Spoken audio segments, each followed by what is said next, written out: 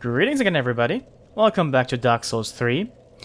I've decided to rock a bit of a different attire for now, and also a different weapon. This is the Lucerne.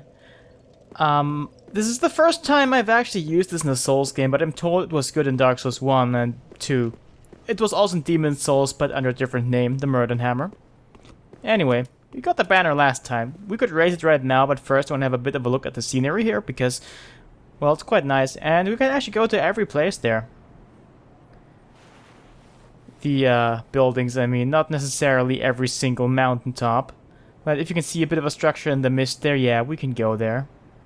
And this is actually where we're headed next, right? This place here. The top of this tower or gate or whatever it is. Well, let's actually go ahead and raise the banner.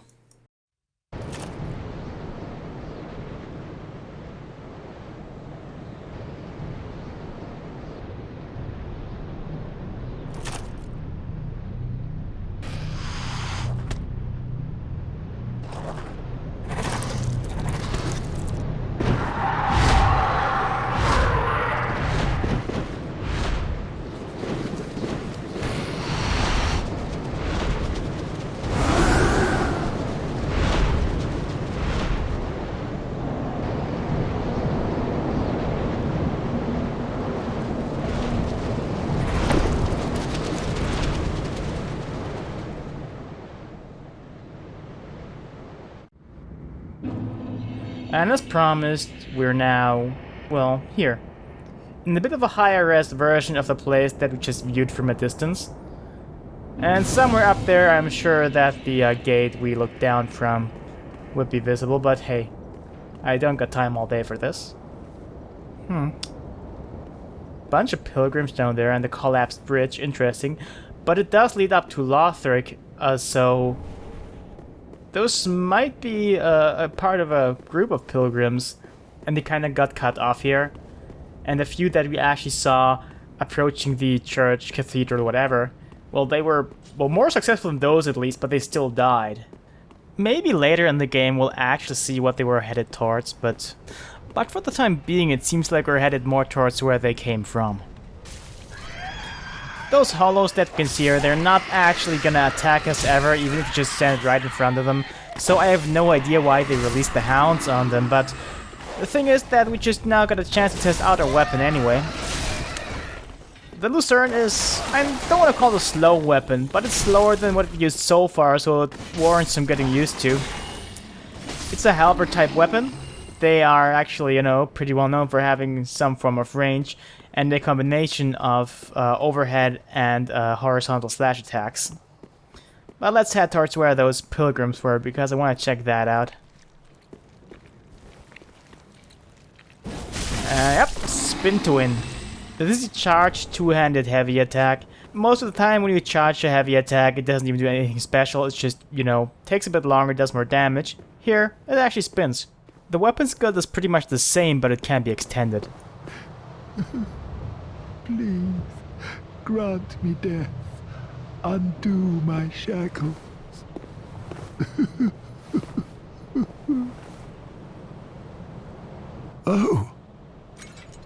Oh, then it's true. A champion of Ash as I live and breathe. To be in your presence is a great honor. I am Yoel of Londor, a pilgrim, as you can see, only somehow I failed to die as was ordained. Well, perhaps my calling lies elsewhere. Say, champion of Ash, how does the idea of taking me into your service strike you? I was once a sorcerer. Surely I can be of use. Oh, I am honored, truly. I should be dead, yet you have granted me purpose anew. I, Yoel of Londor, do solemnly swear myself to you. Alright, so Yoel of Londor here is a surviving pilgrim, unlike those guys who all died. As was ordained, apparently. So people just expected him, or he expected to die. And he didn't. So the thing is that in the first game, the protagonist was a chosen undead, who went on an undead pilgrimage of sorts. I think this was only mentioned once in the game, or twice, I'm not sure anymore. It's been a while, honestly. Might have been the intro cinematic at some point, but the term undead pilgrimage is certainly mentioned. The undead pilgrimage involved ringing the 2 bells of awakening, and at the beginning of this game we awakened after a bell tolled. Same happened to the Lords of Cinder, who also awakened after a bell tolled. Now there's 2 bells of awakening. The first one, I would guess, awakened the Lords of Cinder, the second one awakened us. Thing is, in the first game there were no Lords of Cinder, except the very first one, Gwyn. So I'm probably just desperately trying to find a link to the first game that isn't there. Or, you know, maybe it is. I kind of just made all this up in my head based on some facts that we've encountered so far. It's kind of the beauty of Dark Souls lore. You can just throw shit at the wall, and most of it will actually stick. Though some find that annoying, understandably, but I like that part of the game. Though, it's best to not take it too seriously. That sound you just heard was somebody shooting an arrow from a tower that we can see in the distance. Unfortunately, I did not pan to it. I'd have to look a bit more up to see it, but you can see a big guy shooting a bow and arrow at some location, and that's that sound that we're hearing. Well, sometimes hearing. And of course, we're gonna see it eventually. Now, about the Lucerne, I believe I already mentioned that it's been a weapon in Demon Souls, Dark Souls, and Dark Souls 2. Though in Dark Souls 2 it was called the Murden Hammer, which was a place in Demon Souls lore. So obviously they changed it for Dark Souls, because it's set in a different universe than Demon Souls. So they named it after Lucerne, a town in Switzerland. So I guess that means it's canon that Dark Souls is set in our world? Maybe? Ah, come on, no. It's probably just a name. But it is a decent weapon, I like to say, though I'm not really used to its moveset. And I think I prefer other halberd types more. And I'm not sure why that is. This one just feels a bit different. It feels a bit slower. It feels like it has a more of a wind-up to its attacks, but that's just maybe something that comes down to, you know, feeling. Plus, I don't really think I used any of the other halberds, in combat at least, in this game. Though I used them aplenty in Dark Souls 1 and Dark Souls 2. They should be somewhat similar, but obviously things sometimes change. And yeah, what I'm showing here is basically the easiest way through this room, because those guys are just waiting to ambush you. But you can pretty easily just, you know, ambush them. Even that guy who drops down expecting to get us, drops down and just stares at, I don't know, nothing, I guess. So this next bit is, well, it can be tough. But anyway, here's that corpse that we knocked down just a minute ago. So there's a lot of enemies here. I recommend either pulling them one by one with a bow or doing stuff like that to take out multiple with just one attack or very few attacks, because those explosive barrels just beg to be blown up. Again, this should be like a rule of Dark Souls. If there's exploding barrels, the one to blow them up better be you. What I'm using here is the weapon art, or rather the special skill of the bow. Though it was called weapon art pre-release, I didn't really follow any of the stuff pre-release regarding this game, but I still somehow call them weapon arts a lot of the time. Maybe it's because most people do. But anyway, it's a stronger version of the shot. And it pierces shields, actually. I'm not sure if it's a partial pierce or a 100% pierce. But in exchange, of course, it costs a little bit of FP. But you know, if you have trouble with an opponent that has a shield, this makes this bow incredibly useful. And it's not the only bow that has this skill, but it is obviously the first one that you can find that has it, because you can find it just, you know, at the beginning of the High Wall of Lothric. And if a crazy Bible lady hits you with that spell, you start bleeding, or rather you get a bleed buildup. And you obviously don't want to get hit with that fiery hug as well. That one's a grab. And it can deal a lot of damage. A lot of grabs are even one-hit kills if you're not at full health. I'm not sure if that would have killed us there.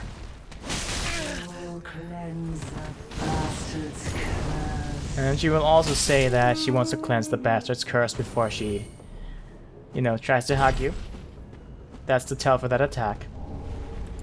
But it is, of course, worth it to fight them. You could just run past them, but if you fight them, or, well, this entire group, I made it pretty easy here by just taking out most of them with firebombs. But if you make it through, you can get an Estus shard, which is invaluable at this point in the game, because you start with very few Estus flasks. Which is part of the reason I started as a cleric, because you start with a heal miracle. You also do if you play with the Herald, but it is a weaker heal, I think.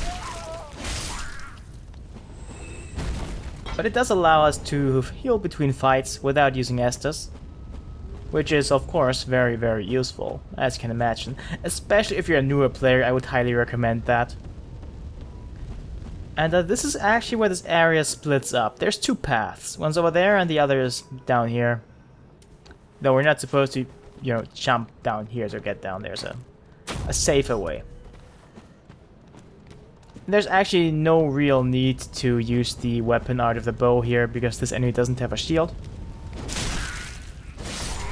But you know, I wanted to use it. Don't expect me to use a lot of weapon arts though. I'm still very much in this Dark Souls 2 mindset, where they just weren't there. But I try to use them occasionally, because some of them are very useful. Especially the ones of most straight swords. Straight swords in general are incredibly good in this game.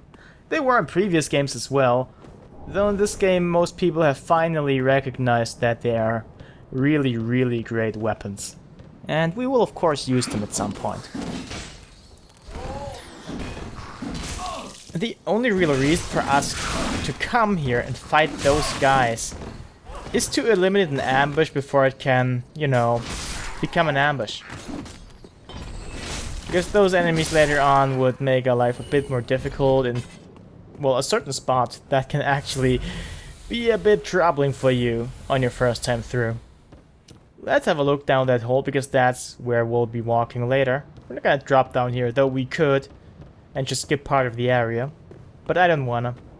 There's stuff that I wanna pick up in the, you know, few rooms before it. So let us actually head inside. Here we have a couple people just, you know, hanging around. I don't like that. And none of them will actually come alive and do anything, but you're certainly supposed to believe so. Now if you look onto those guys, well, you'll see that those are enemies. Those cages with hollows inside them. Not all of them though. If you didn't just lock on, which I just do constantly to readjust my camera, you wouldn't notice that. And yeah, we need to drop down here because we could not enter this room any other way. The door you can see right there is one way. And this is how you equip Covenant items. It's not like in the previous games where you have to talk to an NPC. No, you just equip an item. It's really nice. And this is Estus soup. Anyway. Right around this corner is that corpse we just knocked down. And the covenant that we actually found was the Warriors of Sunlight. It's a co-op covenant. It just turns our summon sign orange. I'll be getting a bit more into that at some point too, don't worry. I might even do co-op, who knows. But it's just a co-op covenant. It doesn't really do anything for co-op necessarily. But you get an item for doing co-op, a sunlight medal, which you can exchange later on once you found the covenant leader for items. You know, if you get enough, the cutoff points are 10 and 30 medals and you get items. The other one is the Way of Blue. This is basically the newbie covenant, if you will. And oh yeah, right here, that's where these two hollow guys would have dropped down. But yeah, the Way of Blue is pretty much the newbie covenant, if you will. Though you don't necessarily have to call it that way. The thing is that if you have that equipped, there's a chance of a blue sentinel coming to your help if you get invaded by another player. which can happen at any time, provided that you're embered, which I am right now. You can tell because I have these little embers on my clothes, and they're sometimes just floating away beautifully. Being embered also increases our health a bit, but if you die, that's gone. But yeah, you need to be embered in order to be doing co-op. At embered, you need to either defeat a boss, which will get you embered instantly, or you need to use an item called, fittingly, an ember. And aside from us glowing a bit and having embers floating away from us, you can also tell we're embered by the icon in the top left being on fire. Now this part here gives me a bit of an Undead Burg vibe. Just a little bit though. It's mainly because there's these this narrow path with doors to the right and the left, and there's enemies. Though they don't actively try to ambush you by literally opening doors behind you just to attack you. So it is unique, but it does remind me of that spot in the lower Undead Burg of Dark Souls 1. And that one Bible lady here can be quite troublesome. Because she will constantly just shoot these this bleed spell at you. It is called Gnaw, I believe. And I didn't know she could drop down there. She never did that for me before. So I was quite surprised. Normally what I do here is I just run past. And a little bit later, if you turn to the left, there's a ladder. You can climb down and fight her up above. Though I reckon it's actually easier to fight her down here. And those Bible ladies remind me also a little bit of Berserk. There is an arc in Berserk where Guts, the protagonist, kind of has to fight against some, well, a religious leader figure. That one's called Muscus. I hope I pronounced that right. And much like that crazy Bible lady, he also uses a big book, which probably is some form of scripture, to attack. And they also look a bit similar. Their clothes, I mean. And since, you know, Berserk influenced a lot of Dark Souls designs, or, you know, design of Soul skins in general, it isn't too far-fetched, I believe.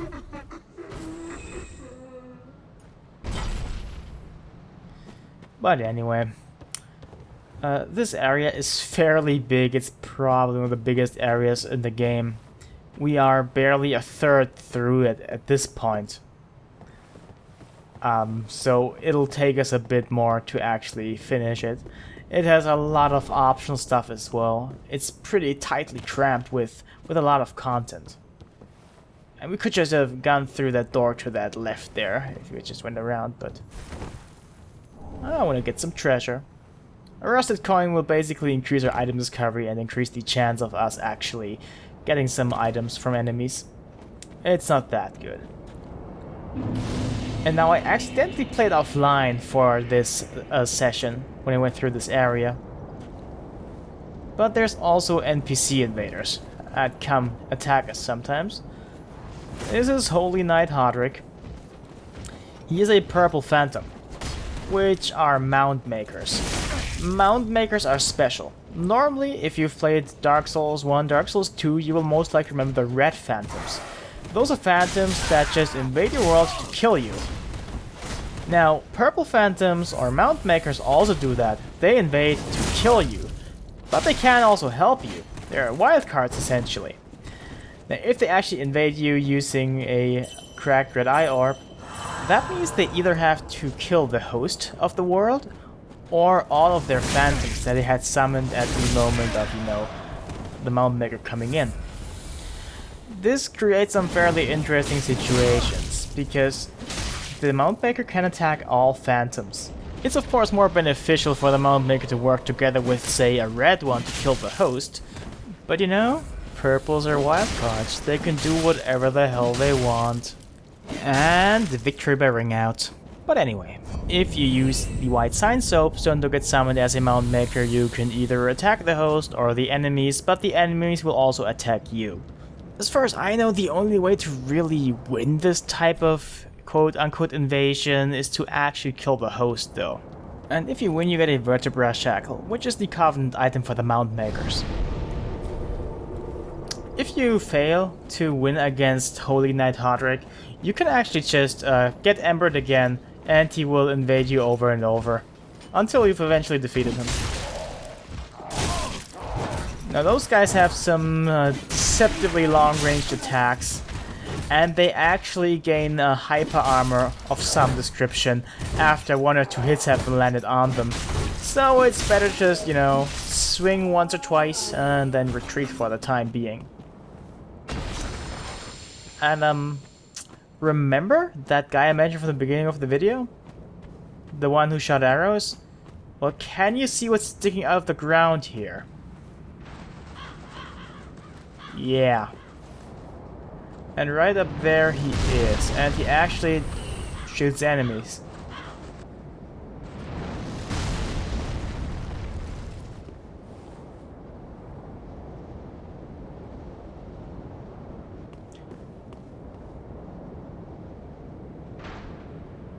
There it comes. He also shoots us.